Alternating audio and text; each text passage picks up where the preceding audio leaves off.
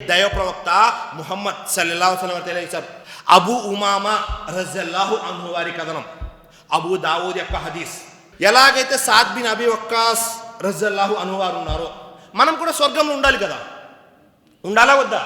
Saad bin అబీ వక్కాస్ వారితో వెళ్ళి సలాం చేయాలా వద్దా? సాద్ బిన్ అబీ వక్కాస్ వారికి చెయ్యాలి అంటే ప్రయత్నం కూడా చేయాలి. ప్రవక్త వారి హదీస్ని ఫాలో అవ్వాలి.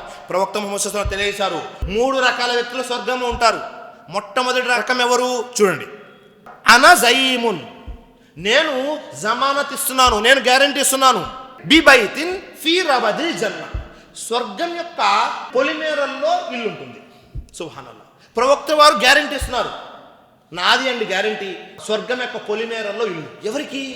లిమన్ తరకల్ మిరా వైన్ కాన ముహీకా, ఎవరైతే కేవలము వాదన జరుగుతుంది, గొడవ జరుగుతుంది, ఫిత్నా అవుతుంది అని తన హక్కుని వదిలివేస్తాడో ఆ వ్యక్తికి స్వర్గం యొక్క పొలిమేరల్లో గృహం ఉంది. సుబ్హానల్లాహ్.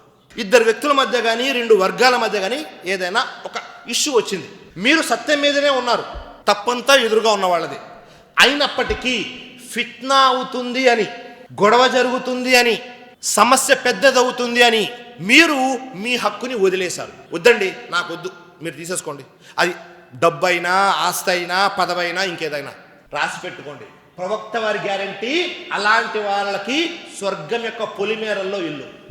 ఇప్పుడు పరిశీలన చేసుకోండి, ఎన్ని సమస్యలు అయితే ఉన్నాయో, అవి వ్యక్తిగత సమస్యలైనా, కుటుంబ సమస్యలైనా, ఆర్థిక సమస్యలైనా, వ్యాపార సమస్యలైనా, ఇంకా ఏ సమస్యలైనా, మస్జిద్ సమస్యలైనా, జమాత్ సమస్యలైనా, ఏ సమస్య అయినా మీ హక్కే వేరే వాళ్ళు కొల్లగొట్టారు అనుకోండి, మీ హక్కే వేరే వాళ్ళు తీసేసుకున్నారు, వదిలేయండి, గొడవ అవుతుంది, ఫిత్నా అవుతుంది అని ప్రవక్త వారు గ్యారంటీ ఇచ్చేశారు, స్వర్గం పొలిమేరల్లో ఇల్లు.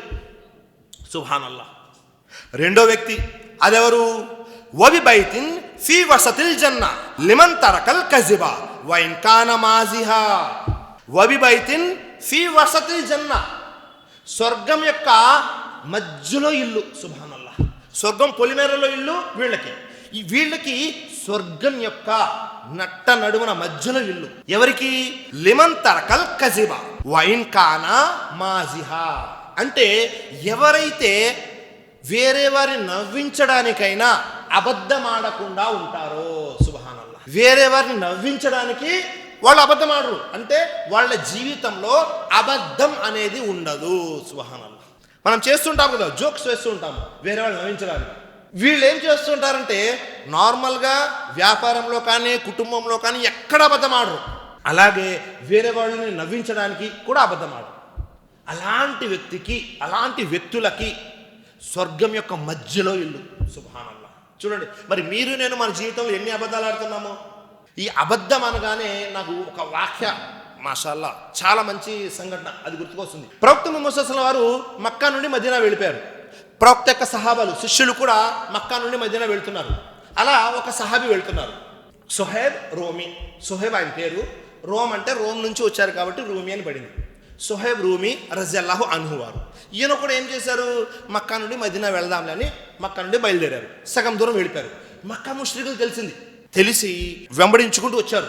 2 రివాయతుల్లో 2 లాగుంది. ఒకటి, ఆయన చుట్టుముట్టారు అని, దూరం నుండే ఆయన విల్లు ఎక్కువ పెట్టారు అని.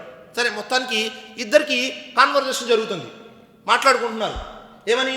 ఏ సుహైబ్, నువ్వు మదీనా వెళ్ళాల్తావు, నేను చూస్తాము అంటున్నారు. సుహైబ్ రూమి అంటున్నారు, నేను విల్లు విద్యలో ఎంత ఆరితేరిన వాడిని తెలుసు కదా, అవసరమైతే అందరిని చంపేశాను, నేను వెళ్ళిపోతా, నేను ముస్లిం అయిపోయాను, ప్రవక్త వారు మదీనాలో ఉన్నారు, నేనేం చేయను మక్కాలో, కాబట్టి నన్ను వెళ్ళడానికి ఎవ్వరూ ఆపలేరు అన్నారు సుహైబ్ రూమి. అది ఎలా కుదురుతుంది? నువ్వు ఎక్కడో రోమ్ నుంచి వచ్చి మక్కాలో వ్యాపారం చేసి ధనం సంపాదించావు, మరి ఆ ధనమంతా తీసుకెళ్ళిపోతానంటే ఎలాగా అన్నారు. సుహైబ్ రూమికి ఆశ్చర్యం కలిగింది. మీరు వచ్చింది నా కోసమా, నా ధనం కోసం అన్నారు. మేము వచ్చింది నీ కోసం కాదు, నువ్వు సంపాదించిన ధనం మక్కాలోది, కాబట్టి ధనం ఇచ్చేసి నేను వెళ్ళిపోవచ్చా అన్నారు. వెళ్ళిపోవచ్చు, అయితే చెక్ చేసుకోండి. నేను ఖాళీ బట్టలతో వెళ్తున్నాను, ఒంటి మీద ఒక జత బట్టలతోనే వెళ్తున్నాను, ఇంకేమీ లేదు. వాళ్ళు అన్నారు, మరి ధనం ఏం చేసావు? ఈ రోజుల్లో అయితే ఎక్కడ ఉంటుంది ధనం? బ్యాంక్ లాకర్లో, బ్యాంకులో, ఏటీఎంలో, ఇంకెక్కడన్నా ఉంటుంది. ఆ రోజుల్లో లేదు. ఏం చేసేవాళ్ళు? ఇంట్లో ఏదో ఒక గుర్తు పెట్టి అక్కడ తవ్వి పాతి పెట్టేవారు. ఆ రోజుల్లో ధనం అంటే ఏంటి? బంగారం నాణ్యాలే కదా, బంగారం నాణ్యాలు లేకపోతే వెండి నాణ్యాలు. చెప్పారు సుహైబ్ రూమి, మీరు నా ఇంట్లోకి వెళ్ళి ఫలానా ప్రదేశంలో ఇక్కడ తవ్వి పెట్టాను, కావాల్సిన ధనమంతా ఉంది తీసుకోండి అన్నారు. సరే అని చెప్పేసి సుహైబ్ రూమి అటు వెళ్ళిపోయారు. వీళ్ళు మక్కా ముష్రికులు ఇటు బయలుదేరి వస్తున్నారు. కాస్త దూరం వచ్చిన తర్వాత మక్కా ముష్రికుల్లో ఒక ముష్రిక్ స్నేహితుడు అడుగుతున్నాడు, మనము సుహైబ్ రూమిని కూడా వెంట తీసుకురావాల్సిందండి అంటే ఎందుకు?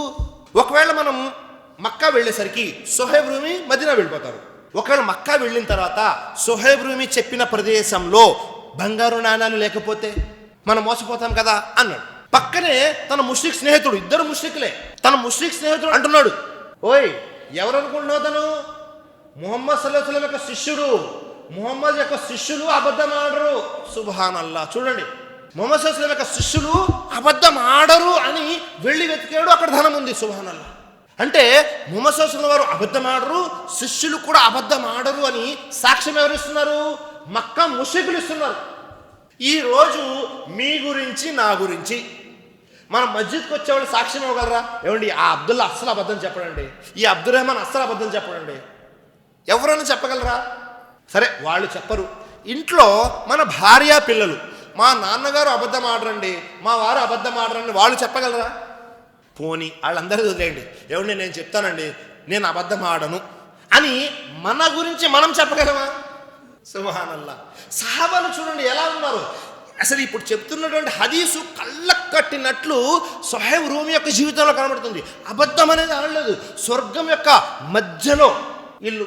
ప్రవక్త వారు అంటారు, ఎవరైతే హక్కు తనదైనా వదిలేసినప్పటికీ స్వర్గం పొలిమేరల్లో ఇల్లు, అబద్ధం చెప్పకపోతే నవ్వించడానికైనా సరే స్వర్గం మధ్యలో ఇల్లు. మరొక వ్యక్తి గురించి చెప్పారు, వబి బైతిన్ ఫీ ఆలల్ జన్నా లిమన్ హసునా కులుకా. ఆ వ్యక్తికి స్వర్గం యొక్క పై అంతస్తులో స్థానం ఉంటుంది. సుబ్హానల్లాహ్. స్వర్గం పొలిమేరల్లో ఒకళ్ళకి, స్వర్గం మధ్యలో ఒకళ్ళకి, స్వర్గంలో అన్నిటికంటే ఎత్తైన స్థానంలో మరొకళ్ళకి. ఎవరా వ్యక్తి? మంచి వ్యక్తిత్వం ఉన్నటువంటి వ్యక్తికి స్వర్గం యొక్క అన్నిటికంటే పై అంతస్తులో స్థానం దొరుకుతుంది. సుబ్హానల్లాహ్. ఉందా అలాంటి వ్యక్తిత్వం మీ దగ్గర, నా దగ్గర? వ్యక్తిత్వము, క్యారెక్టర్ అనగానే దాదాపుగా అందరు పడిపోతారు, ఎవరు నిలబడరు. ఎందుకని? ఈ రోజుల్లో మాటలు చెప్పేవాళ్ళు చాలా మంది ఉన్నారు కానీ ఆచరించేవాళ్ళు లేరు. నిజం నిప్పు లాంటిది అని చెప్పేవారు ఉన్నారు, నిజం చెప్పేవారు కరువు అయిపోయారు. ఇలా ఉండండి అని చెప్పేవారు ఉన్నారు, మంచిగా మంచోళ్ళు ఎవరు అంటే ఎవరు కనబడటం లేదు.